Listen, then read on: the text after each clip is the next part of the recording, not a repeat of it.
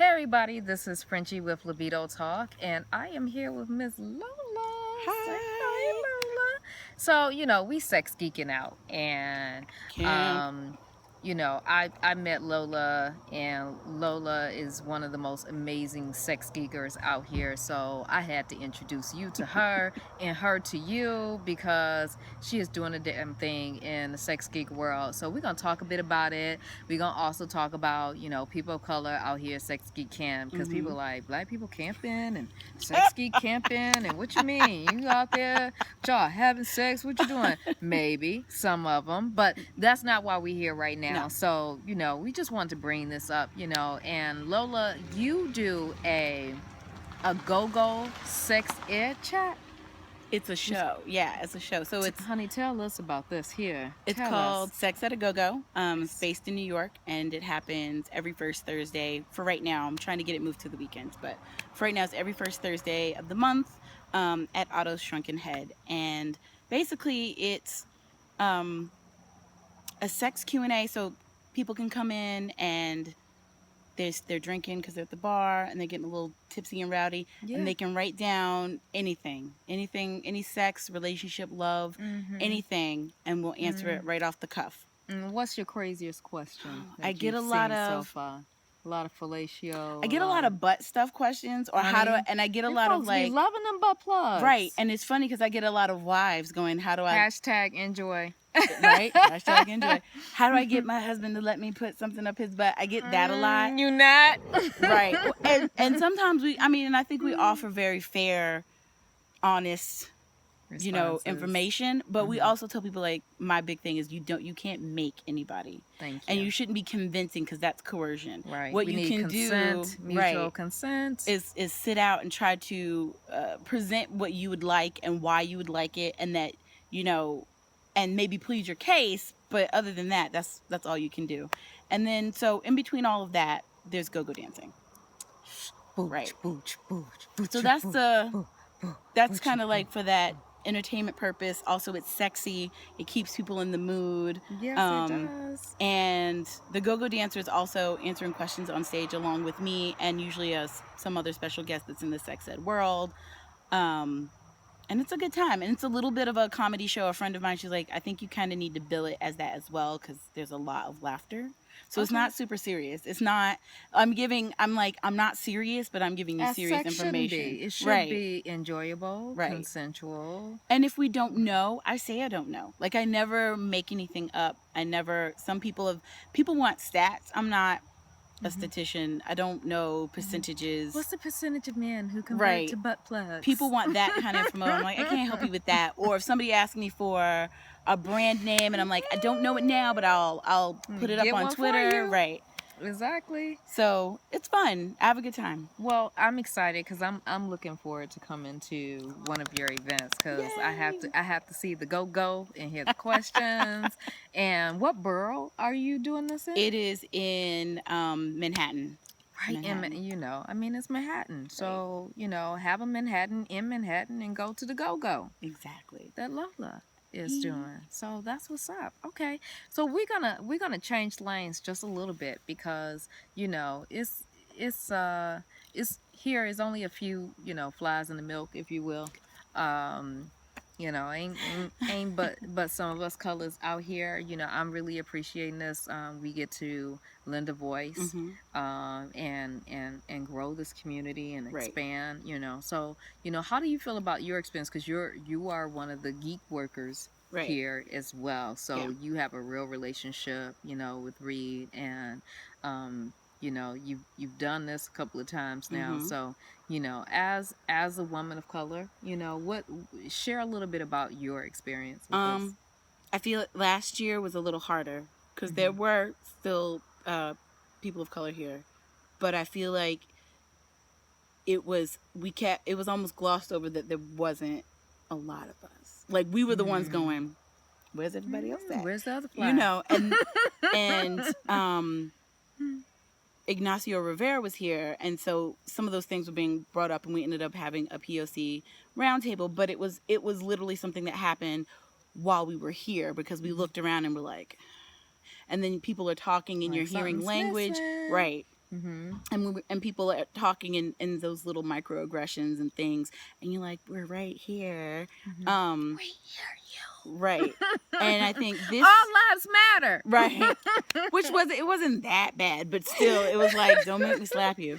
And this year I feel like Inclusion. there's more inclusion. I feel like a lot of the POC that were here last year didn't come for various different reasons. Some people just decided not to come back. Some people had conflicts of schedule, so they couldn't come back. But I feel like at least this year we're not glossing over that. There aren't a lot of POC here. We're not glossing over the work that needs to be done, and a lot of that has to do with Ida being here. Absolutely. And kind of like putting the smack down whenever it needs to come up. But that's making me feel better, because it's kind of like, it's good to have backup. Like I felt like last year we're all looking at each other like, all right, do we say something? And are we prepared? And it's hard because you don't always come into the space being prepared to have to be that person. Right. You don't want to be the revolter in every situation. But when you're at an event and literally you have a color purple fucking moment when you see the other black person there, like yelling out their name. And you yes. I swear, I saw Robin Wilson Beatty, and I was like, had gotten here, and I'm the only black person, only black woman. There was maybe there was another black man, and I was like, shit, it's just two of us? Fuck, and I'm the only black woman. And then I saw her up on a hill, and she's, Lola, I'm running. You know, it's funny, but it's not, because you have that like, oh, thank God, I'm not alone. Oh, I couldn't do this alone. So I feel like some strides are being made. I'd like to see more people, because I think, you know, like Jason and Michael Myers was out here, we'd be the first motherfuckers killed. But if we would flip the script, maybe we'll make it through. Right, maybe. you know, we band together, we can kill that motherfucker. Like, it's gonna be just over. letting you know. Jason, Michael, don't play. Do it. No.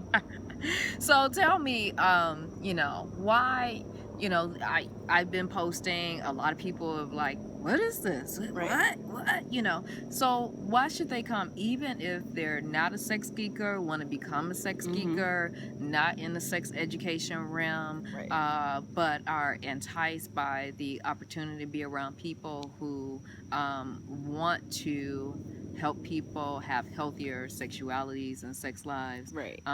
Why should more people of color come and participate? I think if you're doing anything in the business, sex adjacent, sex business, and I mean like therapy, selling products, anything.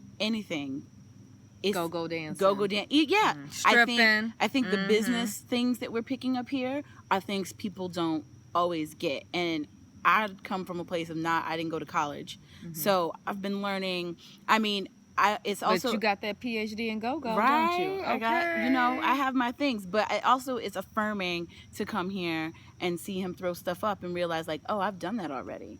Oh, I'm on point. Okay. So all the work I do put in, and before I even got here, and I'm like, I've done a lot of this. Yes. So that feels good. Also to see that like, I'm not so far down the totem as I thought I was. Right. That I'm way ahead of people in many aspects, and that feels good. But I think it's really good information. It's good community. I mean, it's trying to link up with people from different places, because where the fuck a black person gonna go to Albuquerque for? I mean, I would have never gone to Albuquerque, New Mexico. Cartel down there. Right, shit. get kidnapped. But I would have ended up there if it wasn't for camp and being invited not only to speak at a porn festival, which was amazing, but also the University of New Mexico. Yeah. So I spent a week, and that was from camp. That was all from being here talking about what I do. Porn festival. Right. Yes. So, I mean, but also coming here and being able to meet you and talk to people and spend it, and not just like in a bar or where we're wearing suits and stuff. We're like out in nature and swimming in the creek. Time. Yeah, and spending time. And it's good. They feed you good. It's not. You got vegan food. You got vegetarian. They take care of you. Yes. And, it's just nice. It's a stress-free environment. That you bought your tent. You rocking out with your tent, my and house I really tent. Appreciate that. Like, oh my God, it's a blade of grass. Right. Like you really out in the woods, just kicking it, chilling, being with Mother Nature. I found the Yes. Buddha back You there. you I found found the him? Buddha. Yes, I Yes. was so excited. So I was like, yay, So, Buddha's everywhere. He's watching everything. and I think that's really, people don't get that kind of retreat where you can still go and learn, but it's easier for you to absorb information. Like, I've been working while I've been here on my regular day life job stuff, and it has been so stress free, like stuff that would normally No give me a interruptions. migraine, or even I've had, like, my boss has been emailing me, but being out here, it's almost like I'm so centered and focused that it's like, okay, we can do that, you just let me know, just remember, I don't have Wi-Fi all day, so if you want me to do it, you got to get it to me before this time. But all right. Whereas normally I'd be like, oh, I should do it. I Put the hate pressure this. on me. Right. Pressure on So me. it's just, it's a nice environment. It's great information. It's good people. Also, I think we have to kind of, I look at this as a way for, if you come here and you like what Reed is doing, it's a good template to take back and try to replicate for yourself, and he gives you permission to do so. Right. Absolutely. Where you can go and get more, where don't maybe reinvent the wheel, just make it better. Or make it more local. Your own. Like, if you live somewhere far out and you say, like, you know what, these POC can't afford to fly, but they might be able to afford to pay this price if they could just drive over, maybe do it in your neck of the woods. So coming here and kind of seeing what's up is a good way. Like, I've been looking at stuff and talking to different people about doing different types of retreats, and I look at this as like the prime example, because I'm like, wouldn't want to go anywhere I wasn't being fed and where I had to pay for my housing on top of thing. Absolutely. And he makes it a price that's reasonable, but you can go to the website for that, because do your homework.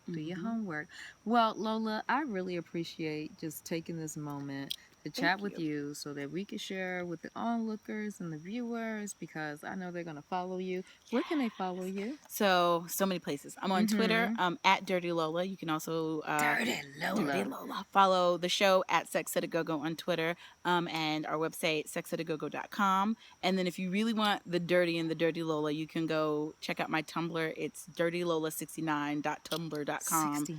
69, and that's where the titties. There's titties on Twitter too, but there's got titties everywhere. And dirty stories are on Tumblr. Titties, but consensually. Consensual titties. Yes. Okay, so once again, I bring the real shit to you. So get real with sexuality, get real with consent, get real with being safer, and I'll see you on the next one. I'm Frenchie Davis with Libido Talk. See you at the next one. Bye.